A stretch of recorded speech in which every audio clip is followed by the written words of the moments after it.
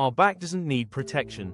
It needs capacity. That's a very different vibe than feeling like you can never bend down again or that your spine is fragile, so good luck. Back pain is universal, but the fear around back pain is optional. The goal isn't to bubble wrap our spine. The goal is to teach it to tolerate real life again, hinging, bracing, carrying, walking, and gradually rebuilding trust.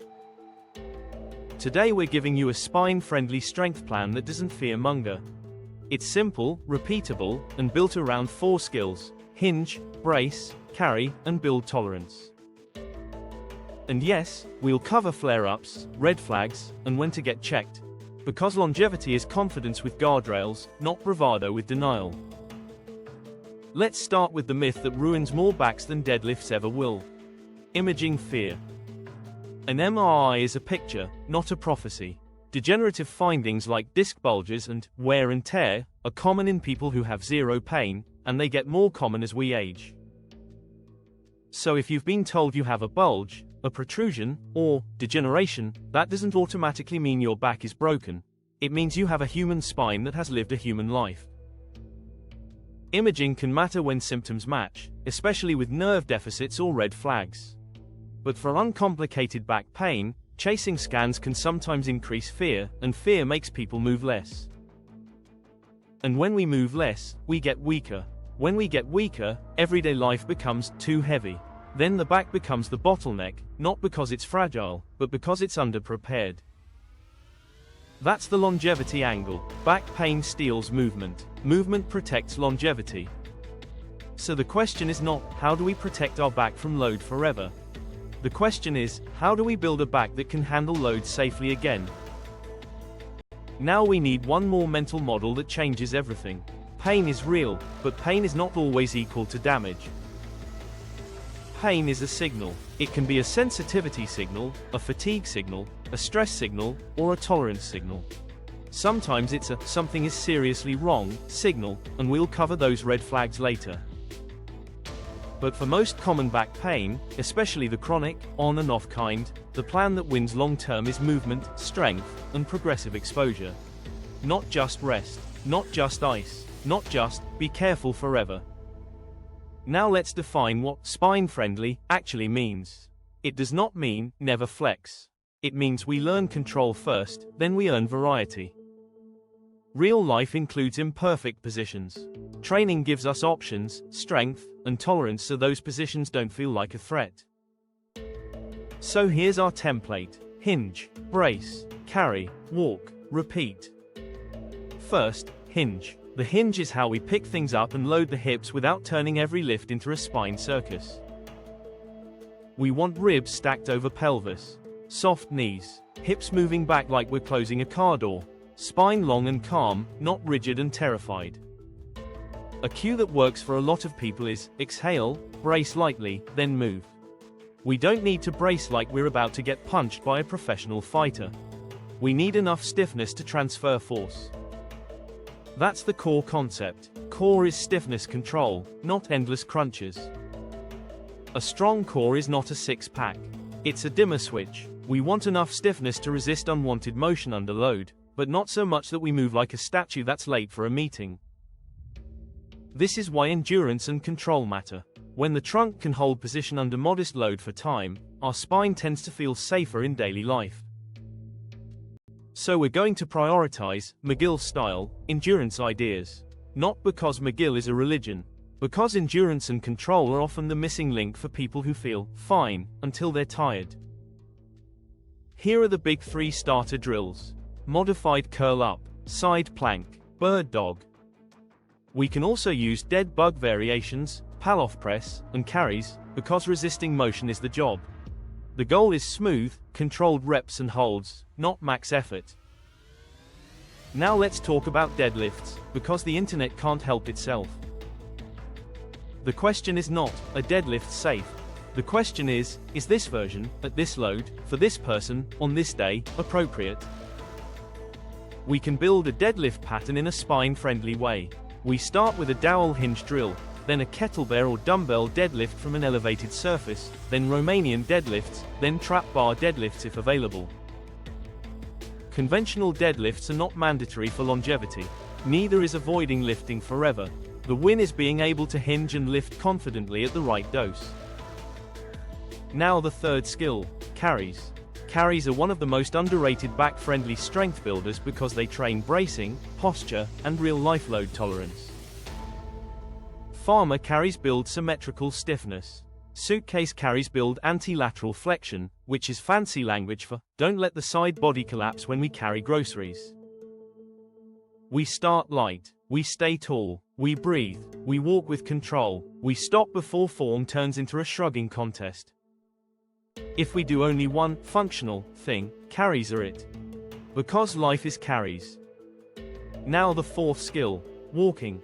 This is where the plan becomes longevity friendly instead of gym only. Walking is not sexy, but the spine loves rhythm, circulation, and low-level repeated motion. Walking is also one of the best ways to keep the nervous system calm while we rebuild capacity. And the evidence here is strong enough to take seriously. Structured walking plus education can reduce recurrence of low back pain. So we're going to treat walking like daily spine nutrition. Not a punishment, not a cardio identity, just the base layer. Now let's address decompression, because this word gets used like it's a spell. Decompression is not magic, and we're not claiming it puts discs back. Decompression is symptom modulation. It's a way to calm the system so we can return to movement. A short walk can be decompression. Gentle 90/90ths breathing can be decompression. Lying on the floor with calves on a couch can be decompression. Even hanging from a bar can be decompression if shoulders tolerate it, but we don't need to turn it into a ritual. We need it to help us move again. Now we need flare-up rules, because flare-ups are where people either get smarter or get scared. Rule 1. Don't panic. Most flare-ups are not emergencies. They are often a sensitivity spike, a load spike, or a stress spike. Rule 2. Reduce load, not life. We scale back the aggravating movement, but we keep moving. Rule 3. Avoid bed rest. If we can walk, we walk. If we can't walk much, we walk in smaller chunks. Rule 4. Use pain as a guide, not a dictator. If pain spikes and stays worse for 24 to 48 hours, we scale back. If it warms up and settles, that can be acceptable. And this is important. We don't stretch it out aggressively when it's flared, and we don't train through it like it's a personality test. We calm it, then we rebuild. Now we're going to give you the exact weekly template. Keep it simple, because compliance beats complexity. Daily, we walk 10 to 30 minutes. If that sounds like a lot, we split it into 5 to 10 minute chunks. 3 days per week, we do the strength template. Hinge, brace, carry, and a small amount of mobility. Here's a sample session. Hinge pattern for 2 to 4 sets of 6 to 10 reps. Something like a kettlebell deadlift, an elevated dumbbell deadlift, or a Romanian deadlift with light load and slow control. Then we do brace work. Bird dog for controlled reps. Side plank variation for time. Dead bug or modified curl up for control. Then we do carries. 3 to 5 rounds of 20 to 40 seconds. Farmer carry if we have 2 weights, suitcase carry if we have 1. Then we finish with a short mobility or recovery layer. Hip flex or stretch if it helps. Gentle thoracic rotation. A minute of 90/90ths breathing to downshift. Now the progression rule. We don't chase soreness. We chase consistency. We add time, reps, range, or load slowly. We keep the movement quality high. We keep the nervous system calm. If we want a simple progression ladder, here it is. First we earn range. Then we earn reps. Then we earn load. Then we earn speed. And we remember the goal. The goal is not to avoid our back forever. The goal is to train our back to rejoin our life. Now we need the red flags, because this is the part that keeps the video safe without being scary.